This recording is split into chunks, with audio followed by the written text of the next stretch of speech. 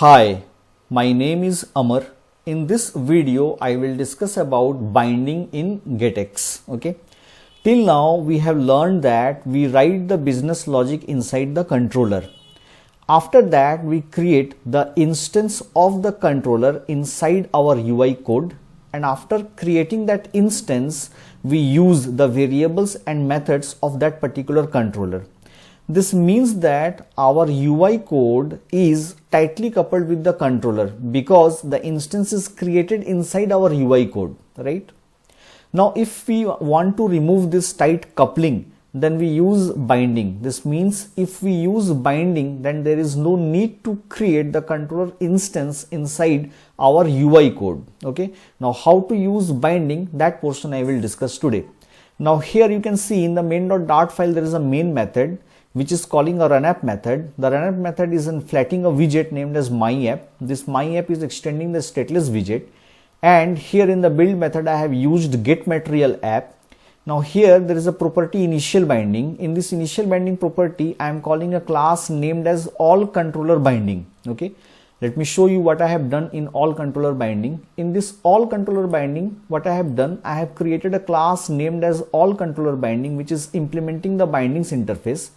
Now, whenever we implement the binding interface, we need to override the dependencies method, and inside the dependencies method, I have initialized two controllers named as myController and homeController. This means for this particular property, this class will be called and these two controllers will be initialized. This means now we are not initializing the controller inside our UI code. This means our UI code is totally decoupled from the controller instance creation. Okay. Now let me show you what I have done in myController and homeController class. In the myController class, I have created a count variable having the initial value as 0, and this variable is reactive by using .obs, and I have created an increment method which will increment the value of count by 1. Okay. Similarly, in the homeController class also, I have created a count variable which has been declared as reactive and having the initial value as 0, and I have created an increment method which will increment the value of count by 1. Okay. Now let me move to main.dart. Now forget about these comments, I will discuss this later on.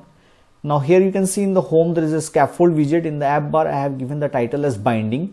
In the body of the scaffold, there is a center widget. As a child of the center widget, I have taken a column widget. And as a children of the column widget, I have taken a text widget which is wrapped inside OBX. Okay.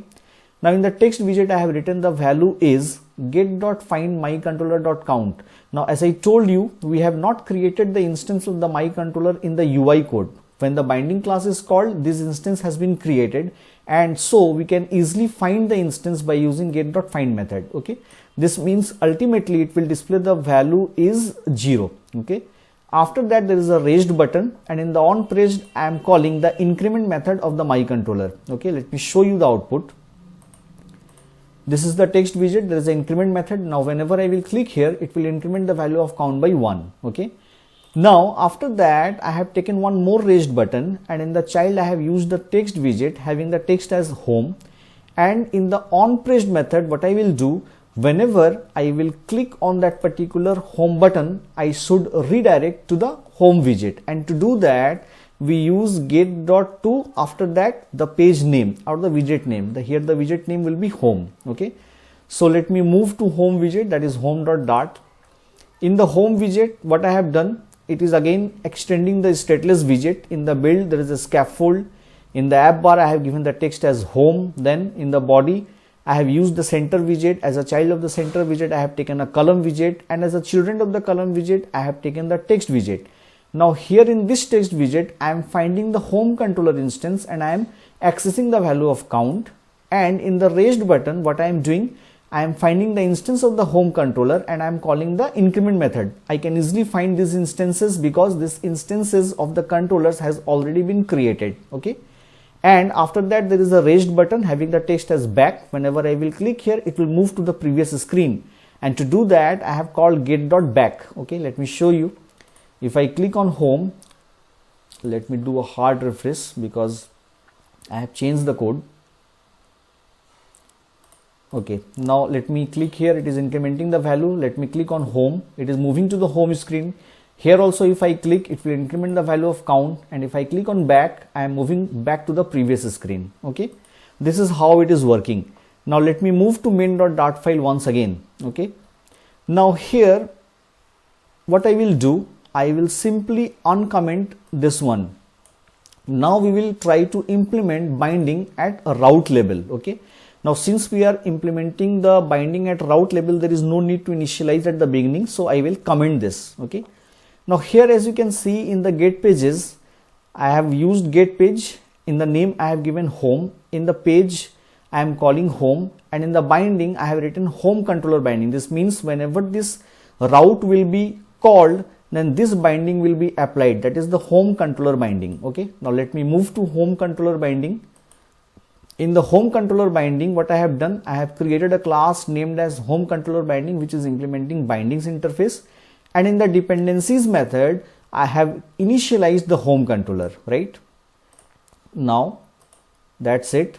Now let me move to here. Again the same thing is that I have used the text widget, raised button. This portion I have already discussed. Now whenever I will click on the home button, then obviously I will use the named root, and to use the named root here I will use get.toNamed/home. Okay, now up to this, if I hard refresh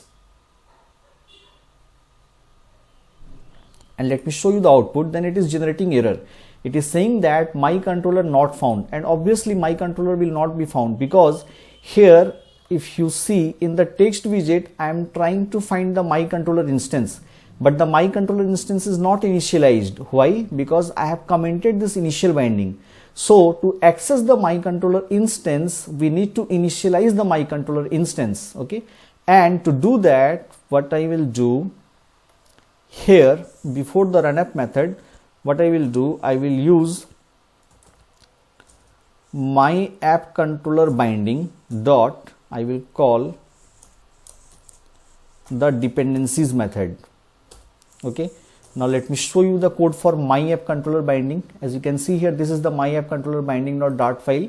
Here I have created the class named as my app controller binding, which is implementing the bindings interface, and in the dependencies method I have initialized the my controller. Okay, so once I call the dependencies method, my controller will be initialized, and once the my controller has been initialized, I can easily access the count variable and the increment method. Okay, let me do a hard refresh. Now let me show you the output. Now it is working fine. Click on the button, it is incrementing. Click on the home, it is moving to the home screen. It is working fine. Click on back, I am moving to the back screen. Okay, this portion I have discussed. Now let me comment this one as well. Okay, now one more thing is there. If we don't want to use a separate binding class, now here in all these cases what I have done, I have created separate bindings class. But if you don't want to create a separate binding class, in that case we need to use binding builder. How to do that? Let me show you. Here let me uncomment this. Here you can see in the get pages, I have created the route get page. The name of the route is home. In the page there is a home. Now in the binding, we have used the binding builder, and in the binding builder itself I am initializing the home controller binding. If you want to initialize more controllers, then you can initialize it here. Here I have just initialized one, but if you want, you can create multiple instances of the controller. Okay, so this is useful if you don't want to create separate binding class. In that particular case, we can initialize the controller inside the binding builder by using the binding property. Okay, that's it. This is how we can use bindings. Okay, now one more thing is there.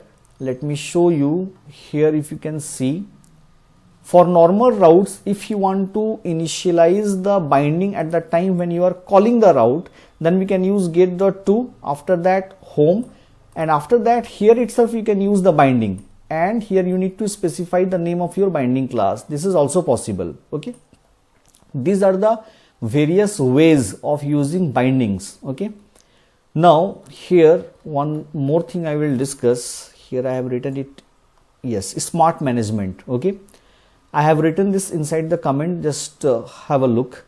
Now GetX provides smart management that lets us configure how dependencies behave in terms of memory management. Okay, now here the smart management inside the Get Material app, we can use the smart management property which can take values as smart management dot full or smart management dot keep factory or smart management dot only builder. Okay, now what are the differences? If you are using smart management dot full, this is the default value, then everything gets disposed as soon as the route is removed from the navigation stack unless declared permanent. So if you are not declaring the controllers as permanent, then everything will be removed from the memory. This is the functionality of the full mode. Okay, now there is another one, smart management dot keep factory. Just read it. Just like smart management dot full, it will remove its dependencies when it is not being used anymore. However, it will keep their factory, which means that it will recreate the dependency if you need that instance again. Okay, and the last one is smart management dot only builders. With this option, only controllers started in init or loaded into a binding with get.lazyput will be disposed. If you use get.put or get.put async or any other approach, smart management will not have permissions to exclude this dependency. Okay, this is all about smart management, and this is all about your binding. Okay, I hope you have liked my video. If you have liked my video, please subscribe to my channel. Thank you so much for watching.